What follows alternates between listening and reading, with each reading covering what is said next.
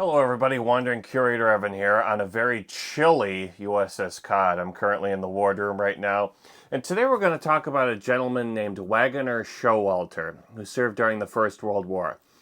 I have an envelope here that he sent home, and what he actually did was pretty interesting. This envelope didn't contain a letter. It actually contained 35 pages worth of a diary he had written during his time in the service.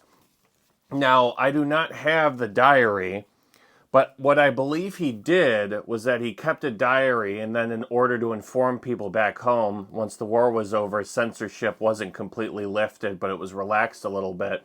He wrote out a very long form letter where he copied the diary, and then he sent it home so they could read about what he was doing during the war and what sort of adventures he got up to. So I'm going to read a little bit today, excerpts of this letter from his time when he was on a troop transport ship from the United States to France. January 28th, 1918, Camp Merritt, New Jersey. Our Captain Gibson said they had room on another ship for our company, which included myself, 35 casuals, 26 medical, 14 signal, and 15 photographers. That night we made arrangements with a truck to haul our barracks bags for about 20 cents apiece. We got up at Camp Merritt about 4 o'clock and ate breakfast at 5 o'clock, then came back to barracks and had to carry our haversack, blanket roll, and barracks bag for a total of 150 pounds. We had to walk 1 mile with them. It was some sight to see the boys trying to carry their stuff. There was snow on the ground and some of them caught hold of the string and dragged them in the snow before they got there. There were about 5 who carried their barracks bags the entire way, and I was one of the 5. We all got in one coach. Our coach number was 35 on train 13. There were no lights in it. January 29th. We left the station about 7 a.m. and got to Hoboken about 8. At the station we got off and Sergeant Levy saw a truck and told us to put our barracks bags on it and fall in line. I forgot my blanket roll and left it in the train, and one of the boys told me, and I stepped on the train and got it. Then we marched through Hoboken for about 1 mile. It seemed like 3.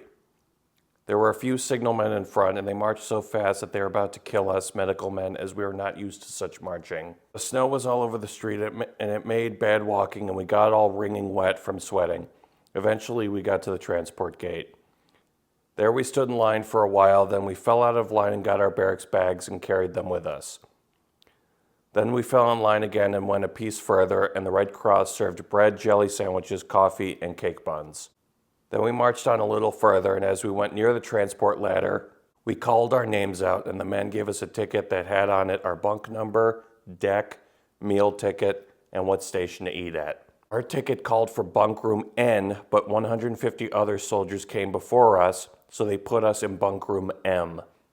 This is the lowest deck for bunking. It is about 12 feet under the level of the sea. These rooms are 3 bunks high and are built like cattle stalls. They are 6 feet long, 6 feet wide, 2 feet high, and have aisles about 18 inches between them, and each bunk is for 2 men. The soldiers continued to come onto the ship until 2 p.m. We were allowed to go on deck all day. January 30th. The next morning, some of the boys said the ship moved, and we went on deck to check it out, but it had not. We ate breakfast at 9 a.m. and our ship was still at anchor till 1:45. We pulled out of the harbor and came down the Hudson about 7 miles and anchored. We were supposed to sail that evening at about 6, but something happened and we did not. January 31st. On the 31st, they brought a little lifeboat up to our ship and took a crazy soldier off one of our ships and 3 suspected spies. They put 1 officer on our boat and took 3 off and put them on the battleship. I got up with a slight headache, but it left me, and I was feeling fine. This evening, we set sail for the Atlantic. Almost all the boys were allowed on deck, and most of them were. I went to bed about 9:30. I got up about 7:30, ate breakfast at 9, then we went on deck and found the ocean calm. We are about 200 miles from land, and to our front there are 2 transports and 1 battle cruiser. To our left, there is 1 transport. We are in the middle, and the other transport is following us. They say there is a total of 7 ships. Our ship, the USS Aeolus, was once a freighter that would carry 40,000 tons and is 680 feet long, 60 feet wide, and is a solid steel ship. The USS Aeolus made 1 trip across the Atlantic before this, but did not encounter any German submarines. This is its second trip, and this time she's carrying over $4 million worth of goods, 4,000 sailors, and she is rated at 14 knots per hour, but can go faster than that if necessary. When we look out and see the water, it looks like a great roll of clouds, and it looks like we have come down in a great hollow. As the front of the ship hits the water, it makes a foam out of each side of the ship, which looks like soap suds. The sea has been unusually calm, and we have been making good time in the daytime, but at night the ships sail one behind the other, and we make less time. Our ship is the flagship of the rest of the convoy. There are 3 transports and 1 cruiser in the convoy. The chaplain of the 115th Engineers had prayer service in the mess hall of the ship at about 8:50 to 9 o'clock. Our lights are put out at about 4:30 every night so as not to endanger our ships to the enemy. February 2nd. The ship sailed good and rocked a little more that night. I thought about my birthday and thought how I was once a little boy at home in my mother's arms, and today I'm 26 years old and 800 miles out to sea. Today for breakfast I had bread, butter, coffee, and 1 apple. For dinner I had beans, army bread, and coffee. I saved 1 piece of the ham sandwich I received from home at Camp Merritt and brought it with me and ate it on my birthday. I did that so I could eat something from home on my birthday. I carried it in my meat can that was issued to me. February 3rd. At noon, the chaplain had a religious service and opened with a prayer. Then we read the hymn, Jesus, Savior, Pilot Me. Then the captain of the 107th Engineers preached a short sermon. The chaplain then closed with a prayer. Then we all joined in the Lord's Prayer. We were all made to come out on deck all day Sunday as they were fumigating our bunk rooms. For supper, we had pork chops, gravy, beet pickles, mashed potatoes, bread, and coffee. This was the best meal we had since we went on the boat. The ocean was pretty rough Sunday night, although the stars shone very, very bright above us. There were clouds over us the same as there are over us on land, and the blue sky looked pretty with the blue water. February 4th. I had a haircut and shave, all for 25 cents. I saw 1 whale about 30 or 40 feet long. I have not been sick yet, and I hope I will not be. Lots of the other boys have gotten seasick, and lots of boys have not been washing their mess kits clean, and 1 soldier died from food poisoning on account of his laziness or unwillingness to clean his mess kit. The bunk room M was very hot Sunday night, and lots of the boys slept on the deck. It was very foggy and drizzling rain. Our Sergeant Levy was very seasick this morning, but is better now. The ocean became very stormy on Monday evening and night. The waves broke over the second deck at times, and the waves would pile up like mountains. February 5th. Tuesday morning, the boat rolled from side to side, and we could not use the ship's tables to eat on, as they would slide from one side of the ship to the other. The soldiers eating on the floor would slide all over the floor. It was so bad we could not see the 2 ships of our convoy this morning. The YMCA has placed in each deck of the ship a small library which was used extensively by the soldiers. Since heavy seas started, there have been lots of seasick boys. Last night, lying in our bunks, we could hardly stay in them without holding onto the post. I have not been seasick yet to this date. February 6th. We have made no gain today on account of the storm raging. One of the gaskets blew out of one of the engines on the ship, so we stood still and the waves rolled us around. None of this bunch will ever join the Navy. It is far too horrible. The sailors have a hard time scrubbing the decks. They say 1 or 2 round trips is enough, and that the novelty of 1 half trip wore off on this trip. The boys are always saying if only we were going back home. We have not seen the rest of our fleet today, and the captain is up in the air. They still receive messages from each other on the wireless. February 7th. The ocean has almost calmed down, and the other 3 ships caught up with us. The ships put a target out, and the front ship shot at it, and then the back ship shot at it, and then front and the back ships shot at it again. The shots came very close to the target. The soldier that died was placed in the coffin, and it was wrapped to the side of the deck.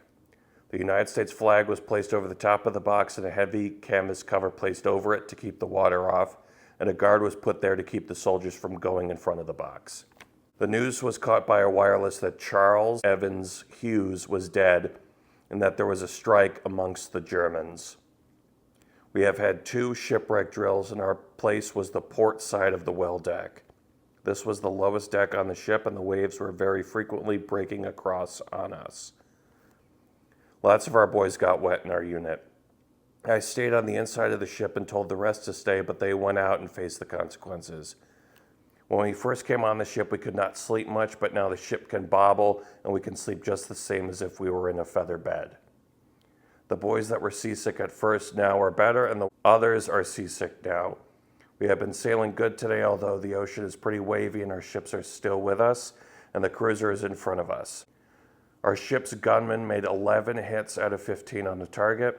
The other ships that shot at our target got only 7 hits out of 15, and one time almost hit our ship. The weather is gloomy today. It is raining and blowing. A French torpedo boat was seen today and probably will meet our English convoy in a day or two. The chaplain held services in our bunk room L and M last night, and to the present time I have read 2 chapters of St. Luke. February 8th. Finished that chapter and read 5 chapters in St. John. Received report of a British boat torpedoed in a war zone and had 2,000 British troops on it, and all but 160 were saved. Last night there was quite an exciting time when we met some ship coming at us on the sea, and our cruiser threw the flashlight on her, and we found out it was a neutral freighter. The sea has been very calm, and we have been making good time all day, and all ships in the convoy have been keeping close to each other. The cruiser leads the way and we follow. There has been a scramble over the fine cakes today at the canteen. February 10th. Finished reading the chapter of St. John today. Jack and I were assigned as room orderlies. Just had to watch that no one messed around with the paper or got dirt all over the floor. Rained all day. This morning as I looked out of the door, the ship was tumbling from one side to the other and the waves looked as high as mountains. And the sun putting forth its ray created a fine scenery over the ocean. Our cruiser met a strange ship which was coming right in front of us. We are just about in the war zone. It was a sight to see the transports closing together and the cruiser move towards the strange ship to protect us. We found out it was one of the U.S. transports returning, and after that the men on the ship signaled to each other as they departed on their journey. The floor is wet in the mess this morning and it was like playing football. Everybody would be standing up and the ship would take a side swipe and all of us would pile up on one side of the ship with our food spilled all over the floor.